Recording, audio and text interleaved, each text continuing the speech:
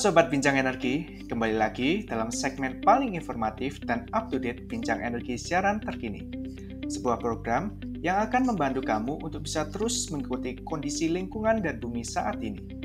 Hari ini, saya Damian bersama rekan saya yang akan menginformasikan berita menarik dan aktual seputar energi selama 2 minggu ke belakang.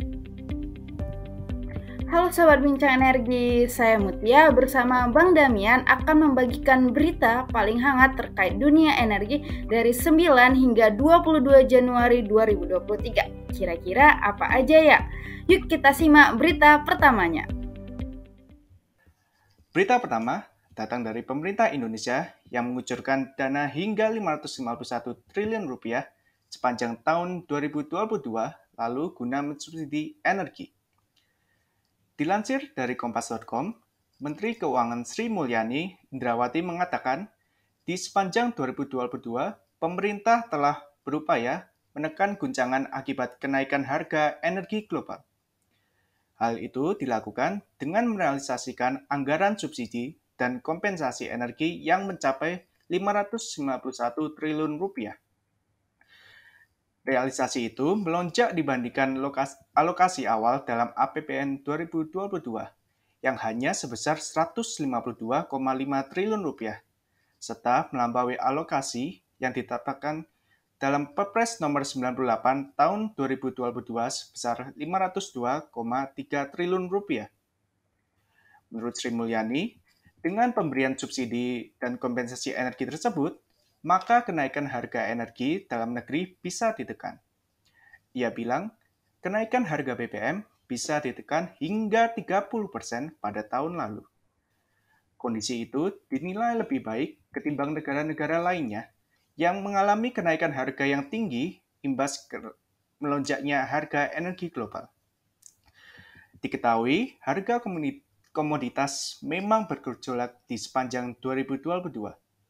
Seperti harga gas alam yang sempat naik hingga 155%, minyak mentah bumi sempat naik hingga 71%, batu bara sempat naik 191%, bahkan minyak mentah sawit atau CPO sempat naik hingga 54%. Kenaikan dari harga-harga tersebut menyebabkan inflasi yang tinggi di berbagai negara sehingga membuat daya beli masyarakat menurun. Di sisi lain, lonjakan inflasi direspons oleh bank-bank sentral semua negara dengan kenaikan suku bunga yang tinggi. Kondisi yang terjadi global tersebut telah mengancam pemulihan ekonomi Indonesia di tahun 2022 usai tertekan oleh pandemi. Namun, menurut Sri Mulyani, dengan berbagai upaya termasuk pemberian subsidi dan kompensasi energi, maka ekonomi nasional masih cukup stabil di tengah gejolak ekonomi global. Hal ini setidaknya tercermin dari pertumbuhan ekonomi yang hingga 3 kuartal terjaga di kisaran 5% dan diyakini pada kuartal keempat tahun 2022, realisasinya bisa mencapai kisaran 5,2% hingga 5,3%. Gimana nih menurut Sobat Ben? Jumlah dana subsidi yang fantastis tersebut bisa mampu menekan harga komoditas energi sehingga pertumbuhan ekonomi Indonesia masih dalam tren positif. Semoga subsidinya tepat sasaran ya Sobat Ben. Wah, gimana nih Sobat Ben berita pertama tadi? Masih dari pemerintah Indonesia, berita kedua kita datang dari Kementerian ESDM yang berencana merevisi peraturan menterinya yang mengatur tentang sistem PLTS atap. Kementerian Energi dan Sumber Daya Mineral atau ISDM berencana merevisi Peraturan Menteri atau Permen ESDM nomor 26 tahun 2021 tentang sistem PLTS atap yang terhubung dengan jaringan pemegang IUPTLU. Direktur Jenderal Energi Baru Terbarukan dan Konservasi Energi atau EBTKE Kementerian ESDM Dadan Kusdiana mengatakan revisi Permen ESDM telah disusun bersama sejumlah pihak, mulai dari izin usaha penyedia tenaga listrik untuk umum, pemerintah daerah, asosiasi, badan usaha pembangunan dan pemasangan atau EPC PLTS, dan lembaga inspeksi teknis atau LIT PLTS. Menurut rencana, Bill baru bakal memuat sejumlah usulan perubahan substansi, antara lain penyediaan batasan kapasitas per pelanggan selama kuota pengembangan PLTS tersedia, penghapusan sistem ekspor listrik sebagai pengurang tagihan, dan peniadaan biaya kapasitas bagi pelanggan golongan industri.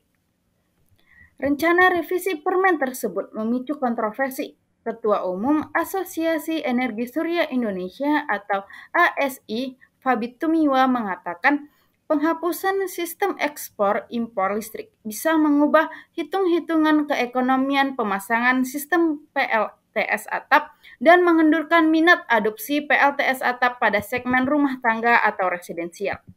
Lebih lanjut, Fabi juga menyoroti wacana kebijakan pengembangan kapasitas PLTS atap dengan sistem kuota. Menurutnya, sistem tersebut membuka peluang terjadinya praktik suap dan korupsi, sehingga implementasi tersebut harus dilakukan secara terbuka, transparan, diawasi, dan disetujui oleh Kementerian ESDM sebagai regulator. Senada dengan Fabi, Amarangga Lubis, founder dari Solar Kita, mengatakan penyediaan skema ekspor-impor akan mengurangi minat calon pelanggan PLTS atap dan bisa mematikan perusahaan rintisan atau startup PLTS atap. Selain itu, ia juga mempertanyakan transparansi data kuota pengembangan PLTS atap per sistem. Ia khawatir sistem tersebut bisa membuka peluang terjadinya penyelewengan apabila data kuota sistem tidak terbuka ke publik. Menurut Wakil Ketua Komisi 7 DPR RI, Edi Suparno menduga rencana revisi Permen Nomor 26 Tahun 2021 ini bertujuan untuk mendorong pemanfaatan PLTS atap di industri tanpa membebani PLN untuk menyerap daya yang terlalu berlebih dari ekspor surplus listrik PLTS atap. Wah, bagaimana nih menurut Sobat Ben rencana revisi permen tersebut? Semoga revisi permen yang masih dalam tahap kajian ini nantinya dapat terus mendorong peningkatan penggunaan teknologi EBT melalui PLTS atap sambil memberi keadilan bagi seluruh stakeholder yang terkait. Lanjut ke berita ketiga, datang dari negara kita Indonesia yang bakal jadi tuan rumah Kongres PLTA Dunia. Diliput oleh TIK Finance, Menteri Energi dan Sumber Daya Mineral Arifin Tasrif mengumumkan bahwa Indonesia didaulat sebagai tuan rumah pada gelaran World Hydropower Congress tahun 2023 yang akan diselenggarakan di Bali pada Oktober mendatang. Kongres WHC ini bertujuan untuk mendiskusikan upaya promosi energi terbarukan dan pembangunan industri masa depan melalui pembangkit listrik tenaga air atau disingkat PLTA, penanganan isu lingkungan dan sosial, serta pembangunan ketahanan iklim untuk mengatasi kekeringan dan banjir yang kerap terjadi. Nantinya, hasil kongres ini akan dibawa ke Conference of Parties atau COP selanjutnya. Terpilihnya Indonesia sebagai tuan rumah WHC ini memiliki manfaat yang strategis. Selain dapat mengangkat profil Indonesia di kancah internasional, kegiatan ini juga sekaligus sebagai langkah promosi menarik investor untuk pengembangan pembangkit listrik tenaga air Indonesia yang berkelanjutan. Tak kalah penting, kegiatan ini sebagai upaya menyampaikan komitmen pemerintah Indonesia terhadap upaya net zero emission dan memposisikan Indonesia sebagai pemimpin dalam memajukan pembangkit listrik tenaga air berkelanjutan untuk menghentikan penggunaan batu bara.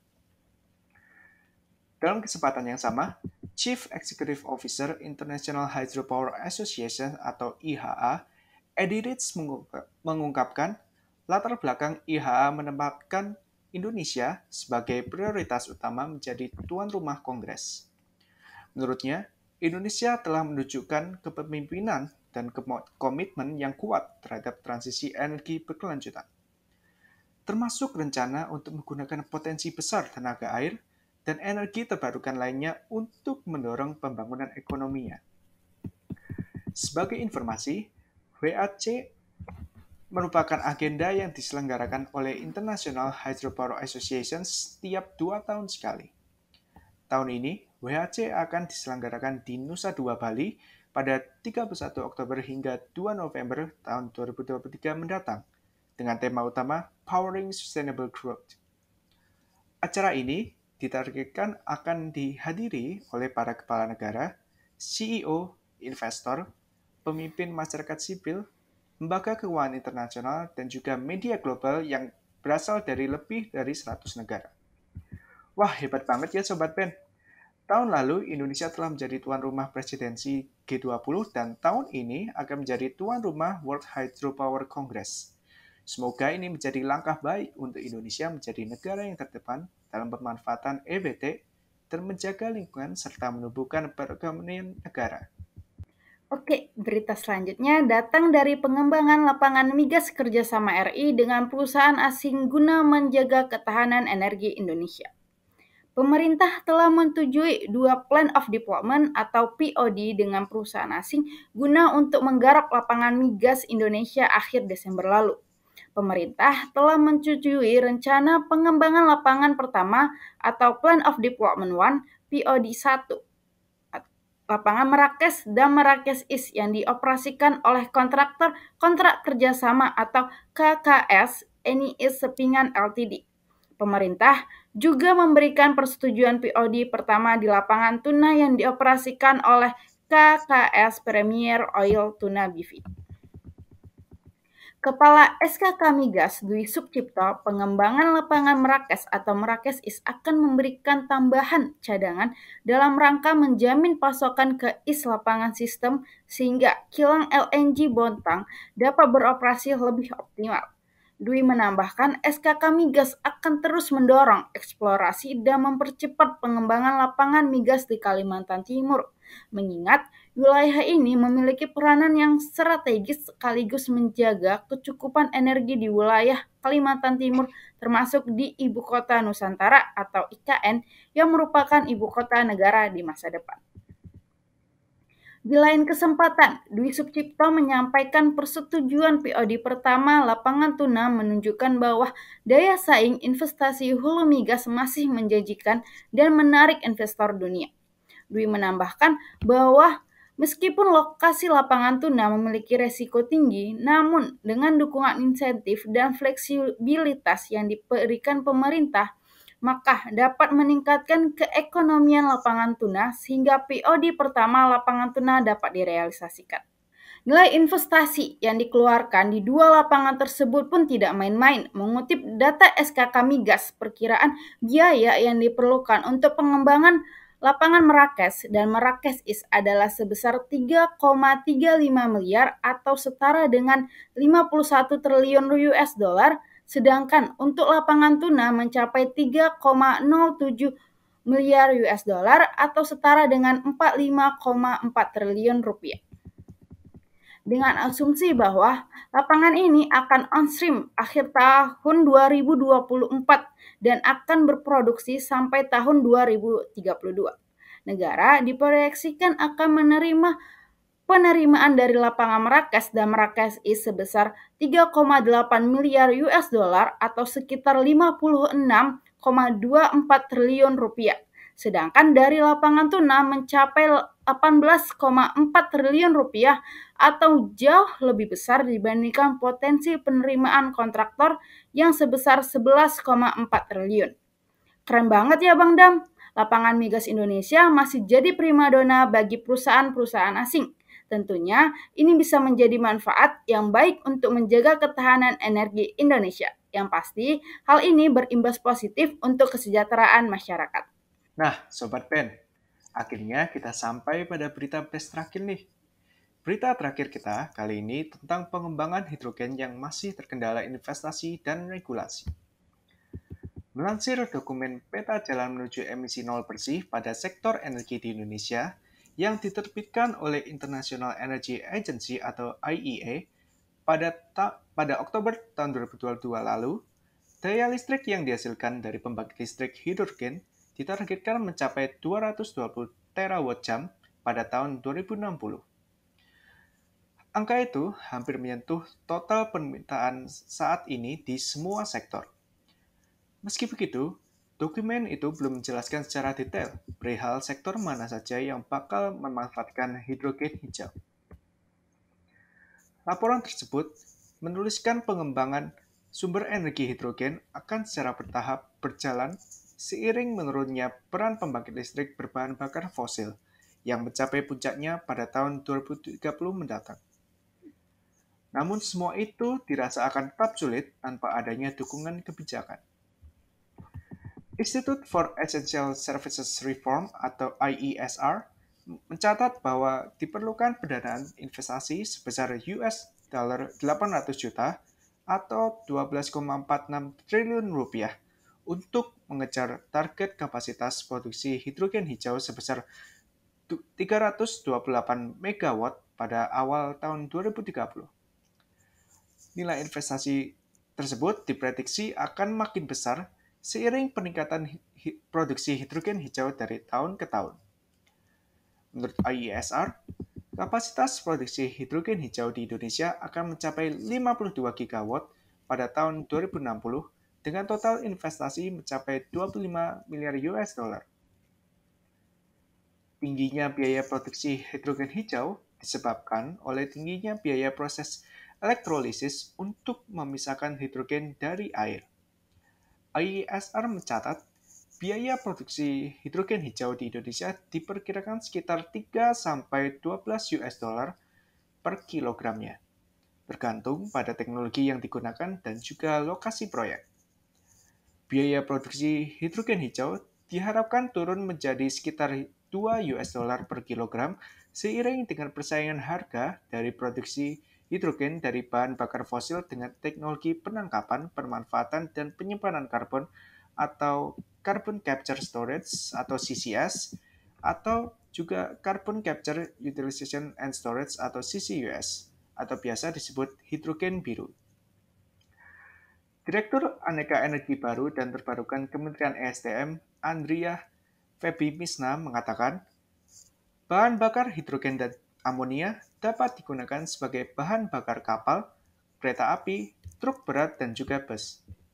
Selain dimanfaatkan sebagai sumber energi kendaraan, hidrogen dan amonia juga bisa dijadikan sebagai bahan bakar pada pembangkit listrik. Akan tetapi, di sisi lain, pengembangan hidrogen dan juga amonia di dalam negeri masih belum optimal karena minimnya infrastruktur dan tingkat harga yang belum ekonomis dibandingkan bahan bakar lainnya. Selain itu, pemerintah belum mengeluarkan regulasi khusus yang mengatur pengembangan hidrogen dan juga amonia. Wah, nggak terasa berakhir juga segmen BES ke-45 hari ini. Semoga Sobat Ben semua nggak cuma menyerap informasi tadi aja ya, tetapi harapannya Sobat Ben juga mampu menjadi pencipta domino efek dalam peningkatan kesadaran masyarakat untuk menjaga energi dan lingkungan serta membantu mengawal para pemangku kebijakan dalam upaya-upayanya untuk menciptakan energi bersih dan berkelanjutan. Bener banget Mutia. Nah, untuk itu, terus update pengetahuan kamu tentang energi dan juga lingkungan sekitar dengan terus mengikuti berbagai program Bincang Energi lainnya yang bisa kamu akses melalui website bincangenergi.id dan Instagram kami di @bincangenergi. Saya Damian bersama rekan saya. Saya Mutia, kami dari Bincang Energi pamit undur diri. Salam energi berkelanjutan, sampai jumpa di BES selanjutnya.